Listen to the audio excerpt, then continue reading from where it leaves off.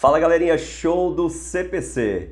Pessoal, hoje a nossa aula é sobre alelos múltiplos. Vamos falar principalmente sobre os grupos sanguíneos, tema este bastante cobrado nos vestibulares. Se liga aí que a nossa aula é show e eu quero muito que vocês participem lá no nosso plantão Tira Dúvidas. E quem tiver alguma dúvida pode mandar direto para mim no meu Instagram, no @biofortes. E por falar em Instagram, eu quero pedir a você do CPC que ao assistir essa aula de sua casa, que você tire uma foto, tá bom? Tire aqui uma foto você assistindo a aula e publique no seu story.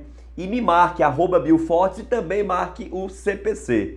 Eu irei divulgar no meu story lá no Instagram a tua publicação, que é pra gente mostrar que nós estamos aqui firmes e fortes para poder superar qualquer adversidade, qualquer dificuldade, tá bom? Então vamos lá, sem mais delongas, vamos assistir a nossa aula sobre alelos múltiplos. Pessoal, quando a gente estuda primeira lei de Mendel, a gente vê que para Mendel cada característica é determinada por um par de fatores, porque nós temos dois cromossomos, tá bom?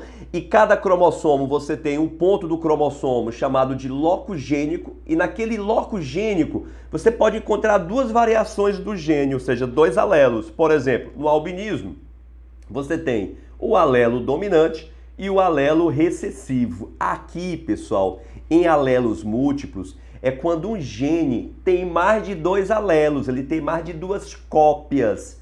Então vamos ver aqui o conceito de alelos múltiplos. Situação em que um gene, que faz parte lá do genótipo, apresenta três ou mais cópias dele, três ou mais variações, três ou mais alelos, e não apenas dois, para o mesmo loco gênico. Lembre que o loco gênico do cromossomo é o local onde o gene se localiza no cromossomo, a sequência do cromossomo, a sequência de base nitrogenada que corresponde àquele gene e que vai determinar apenas uma característica. Então, nos alelos múltiplos ou polialelia, você tem vários alelos de um mesmo gene que determinam uma mesma característica.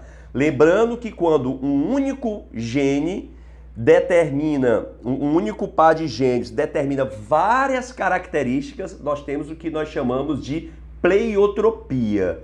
Quando são vários alelos de um mesmo gene determinando uma mesma característica, nós chamamos de alelos múltiplos ou polialelia. Muito bom, então vamos lá.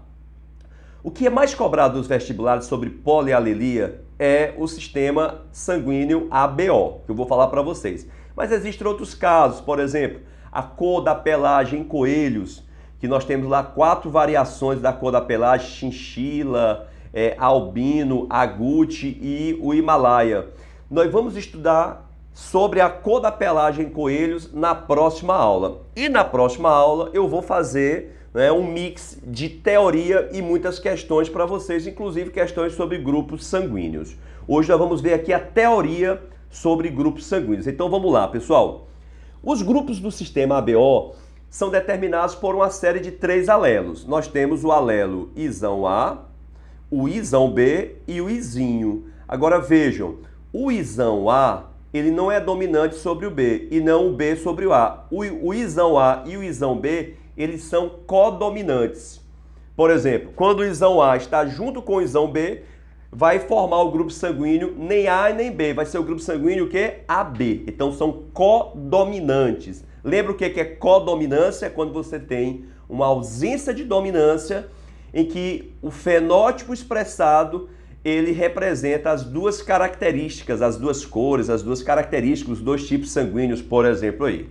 Agora, quem é que é recessivo na história? É o Izinho. Então o Izinho ele é recessivo para o Izão B e o Izinho é recessivo para o Izão A, ok? Então vamos lá, preste atenção aqui no que eu vou te falar. O gene Izão A determina a produção de aglutinogênio A. Professor, o que é esse aglutinogênio? É o antígeno que se encontra na membrana da hemácia. Então, quem tem o gene Izão A vai ter o aglutinogênio, ou seja, vai ter o antígeno A. Quem tem o gene Izão B vai ter o aglutinogênio B. E quem tem Izinho, pessoal, não tem aglutinogênios. Legal? Vamos entender melhor como é que isso funciona.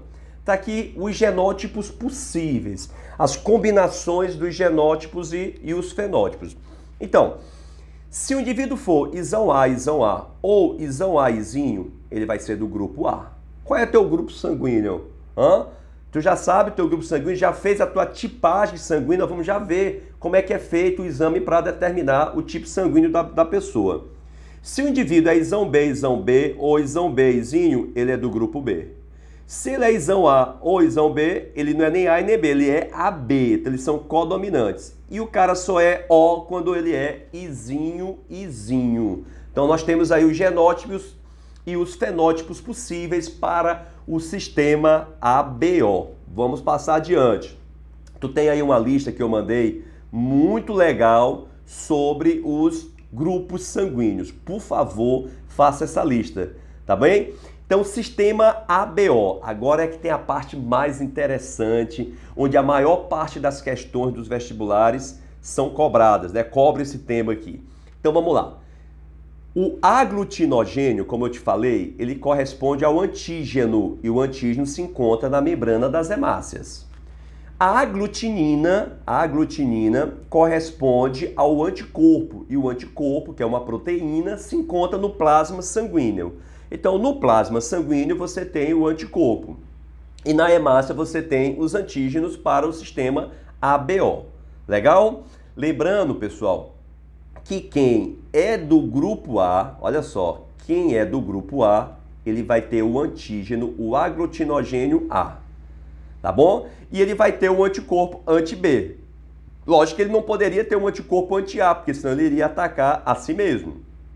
Quem é do grupo B tem o antígeno B e o anticorpo anti-A. Quem é do grupo AB tem os dois antígenos, o A e o B, e não tem anticorpo, pessoal. Se ele não tem anticorpo, ele não reconhece ninguém como sendo estranho. Por isso que a gente diz que o indivíduo que é do sistema AB, o indivíduo que pertence ao grupo AB, ele é o receptor universal. Ele não reconhece ninguém como sendo estranho, porque ele não produz anticorpos. Então ele pode receber de todos os outros tipos sanguíneos. Quem é do grupo O não tem antígeno, mas tem os dois anticorpos, anti-A e anti-B. Então, como ele não tem antígeno, pessoal, lembre-se que o corpo reconhece como estranho é o antígeno. Se ele não tem antígeno, ele pode doar esse sangue para todos os outros tipos sanguíneos, porque ele não vai ter antígeno para ser reconhecido como estranho. Agora, por exemplo, veja bem aqui nas transfusões sanguíneas, quem é A pode receber sangue B? Veja, quem é A, ele tem o anti-B. Então, se ele receber o sangue B, ele vai reagir com o antígeno B.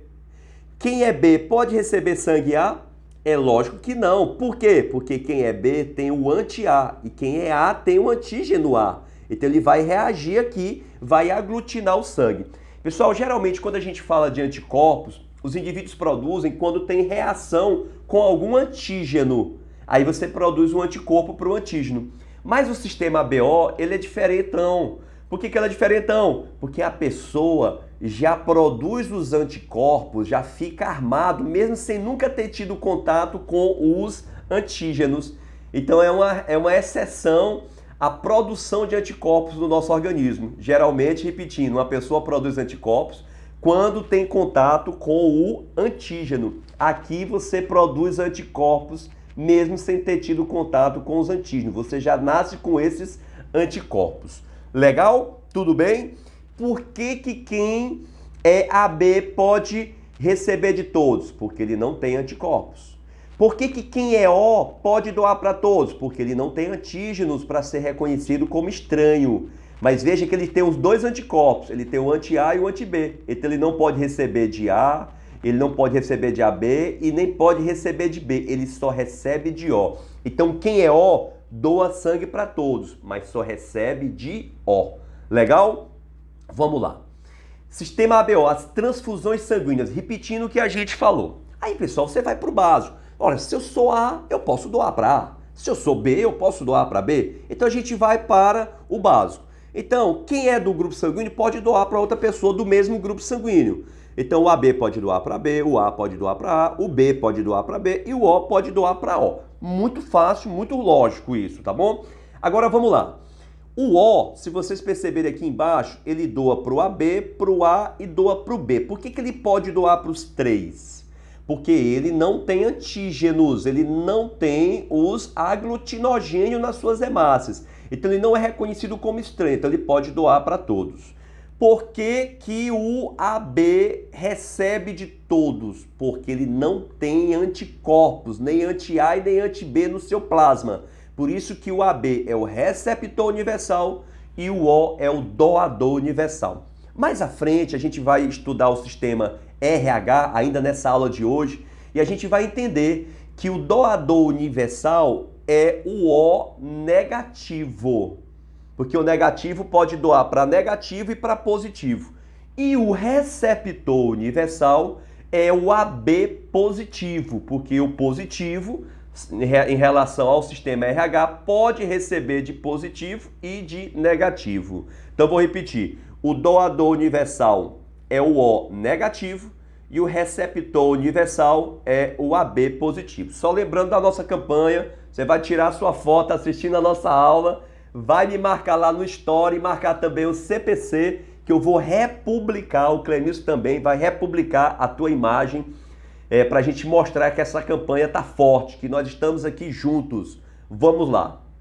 Tipagem sanguínea. Professor, como é que é feito a tipagem sanguínea? Você fura o dedo, né? Você não, né? O enfermeiro, o médico, geralmente é um enfermeiro, um técnico de enfermagem, ele fura o seu dedo, tira uma gota de sangue e pinga esse sangue em 3 pontos numa lamínula, tá bom? E nesses 3 pontos ele vai detectar se você é A, se é B, se é positivo, se é negativo. Eu vou primeiro entender aqui com vocês no que diz respeito ao sistema ABO. Então vamos lá. Aqui, ó, eu pinguei a lamínula, eu fiz 2 pingos aqui, porque aqui eu vou identificar só o sistema ABO. Se eu botar mais uma lamínula, é para identificar se é positivo ou negativo. Então vamos lá. Em cada gota de sangue eu vou botar o anticorpo anti-A e no outro o anti-B. Então aqui eu botei o anti-A, aqui o anti-B, o anti-A, o anti-B, o anti-A e o anti-B. Muito bom. Então assim, o anticorpo reage com antígeno. Se o anti-A reagir com sangue, vai aglutinar, vai coagular, vai ficar tipo uma coalhadazinha, tá bom? Se o anti-A reage com sangue, é porque o sangue tem o antígeno A. Quem é que tem o antígeno A? O A e o AB. Como é que eu sei se é A ou se é AB? Porque se ele for A, ele só reage com o anti-A. Se ele fosse AB, como ele tem o antígeno B, ele reagiria também com o anticorpo anti-B. Então aqui, ó, ele só reagiu no anti-A, então ele é A. Esse aqui, ele só aglutinou no anti-B, então ele é B. Esse aglutinou nos dois, no anti-B, no anti-A e no anti-B, então ele é AB. E quem não aglutinar em nada, pessoal, é do grupo O. Não é simples? Então vamos lá, pessoal, não entendi nada que foi dito aí. Olha como é simples, galera. E você não entendeu nada, mas olha como é simples. Reagiu só no anti-A, ele é A. Reagiu só no anti-B, ele é B. Reagiu em anti-A e anti-B, ele é AB. Não reagiu em ninguém, ele é de qual tipo? Ele é do tipo sanguíneo O. Agora, e o fator RH? Você vai pingar o anti-RH, o anticorpo anti-RH. Se reagir, é porque ele tem um antígeno RH. Quem é que tem um antígeno RH? O RH positivo. Então, se reagir, se aglutinar, ele é RH positivo. Se não aglutinar, ele é negativo. Por exemplo, se aqui fosse o anti-RH, reagiu, é positivo. Não reagiu, é negativo. Deixa eu ver se você entendeu. Eu tenho aqui uma questão para você fazer. Olha só, vamos lá. Vou dar um tempinho aqui para você fazer sozinho, ó. Esse tipo sanguíneo aqui, pessoal, é de uma pessoa A, B, AB ou O. É positivo ou é negativo? Vamos lá, tenta fazer.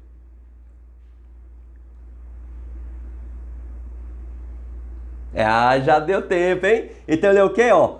Ele não aglutinou no anti-A, ele só aglutinou no anti-B. Se só aglutinou no anti-B, ele é B. Opa, ele também aglutinou no anti-RH, então ele é B positivo. Opa, até que foi A negativo, não tem nada a ver. Ele é B positivo e não sangue tipo A negativo, tá bom? Porque eu confundi na hora de fazer aqui. Esse cara só reagiu no anti-B, então ele é B. No RH reagiu, então ele é B positivo. Show! Vamos lá. Sistema ABO. Falso O ou efeito Bombay. Professor, o que é isso? Galera, aqui é o seguinte. De todos os anos que eu sou professor, quase 20 anos nessa profissão, com muito orgulho, com muito prazer, eu só vi duas questões em quase 20 anos de magistério. Eu só vi duas questões cobrarem o falso O ou efeito Bombay. Mas eu vou explicar para vocês. Mas entenda o básico, tá bom? Entenda o básico. Esse efeito Bombay é devido a uma referência à região de Bombay, na Índia, em que temos uma grande quantidade de pessoas lá com esse tipo sanguíneo. Vejam como esse lance aqui é interessante, ó, presta atenção aqui. Existe um alelo H, o Hzão, o alelo dominante. Esse alelo Hzão produz a enzima H.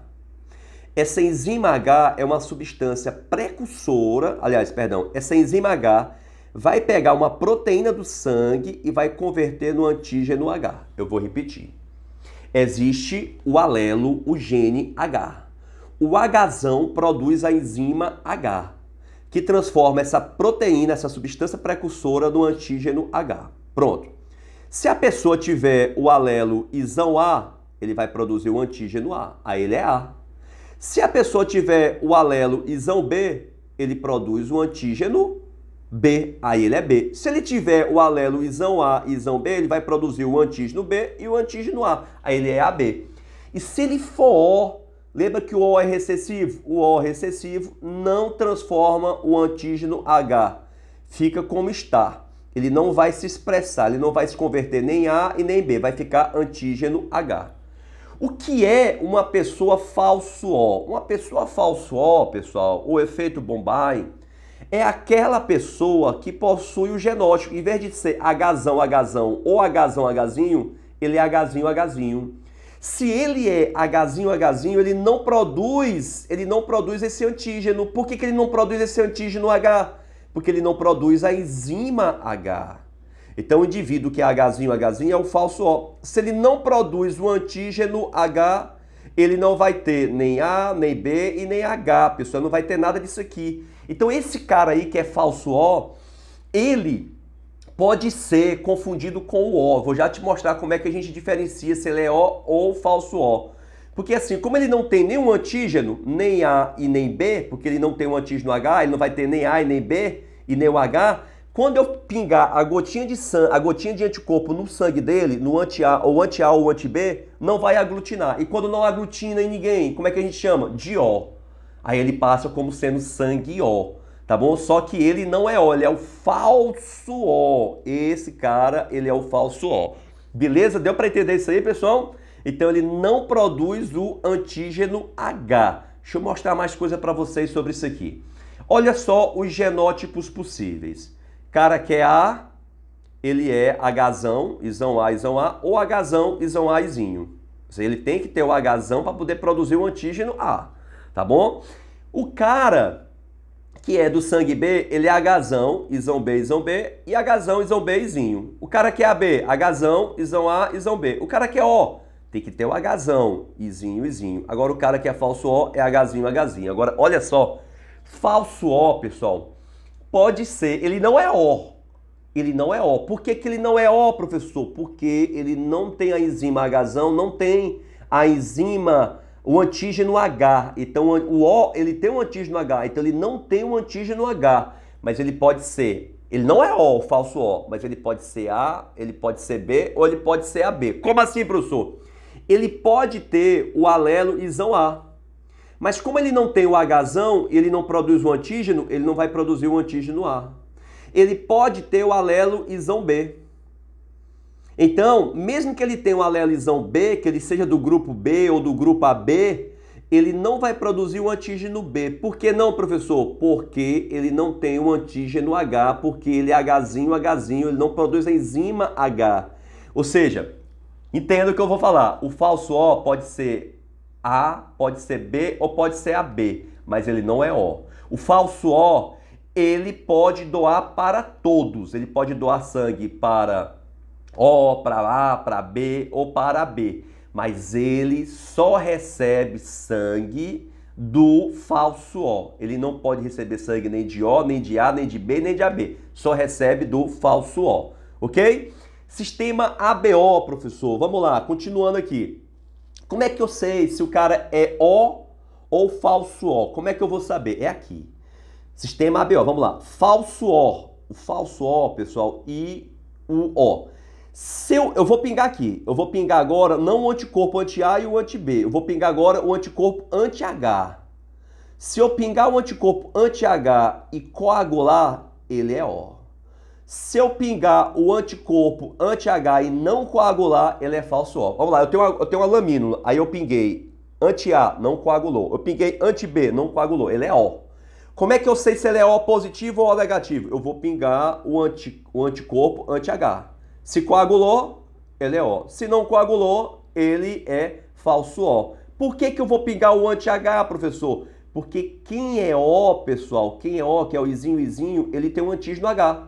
Quem é falso O não tem o antígeno H, ok?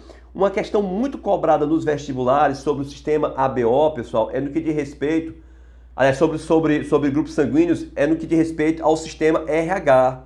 Sistema RH já não é mais um caso de dominância completa. Já não é mais um caso de alelos múltiplos, é um caso de dominância completa. Aqui eu só tenho dois alelos, o alelo Rzão e o alelo Rzinho. Nesse caso, o que vai acontecer, professor? Se o cara tiver o Rzão, tá aqui, ó, pronto. Se o cara tiver o Rzinho, ele é RH positivo. Se ele é recessivo, Rzinho, ele é negativo. Então entenda o que eu vou te falar aqui, ó. O cara que é RH positivo, ele vai ter um antígeno RH nas suas hemácias. O cara que é o RH negativo, ele vai produzir um anticorpo anti-RH. Mas entendam, aqui no sistema RH, a pessoa não nasce o RH negativo, ele não nasce com o anticorpo anti-RH. Ele só produz quando ele tem o primeiro contato sanguíneo. Ou seja, então na primeira transfusão sanguínea, você não precisa levar em consideração o sistema RH, o fator RH. Por que não precisa, professor, levar isso em consideração? Porque a pessoa que é RH negativa não nasce com o anticorpo anti-RH, só quando ele receber a primeira transfusão incompatível. Doações, pessoas RH negativa doam para positivo. Positivo só doa para positivo. Negativo doa para negativo e doa para positivo. Legal? Agora, coisa muito cobrada, pessoal, nos vestibulares, vocês vão encontrar até questões aí na nossa lista, é sobre a eritroblastose fetal ou doença hemolítica do recém-nascido. Como é que é, professor, essa questão? É o seguinte, existe uma condição, que é quando a mãe é RH negativa, o pai é RH positivo e a criança é RH positivo. O que vai acontecer? Pessoa que é negativa não pode receber sangue positivo. Por quê? Porque quando ela recebe o sangue positivo, ela vai passar a produzir o anticorpo anti-RH e vai ficar armada.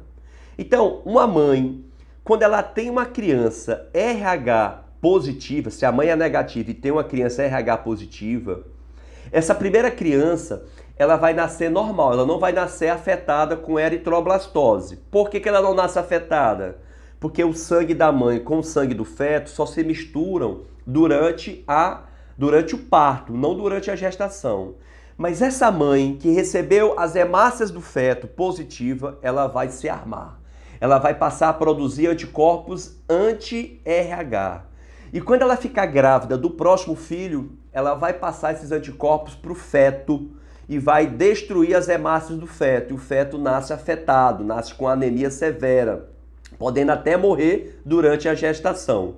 Ok? Então, só é afetado o segundo filho se nascer positivo novamente. Ok? Como é que é? Vai lá, primeira gestação, ela tem um filho RH positivo. Aí ela é sensibilizada e passa a produzir os anticorpos anti-RH.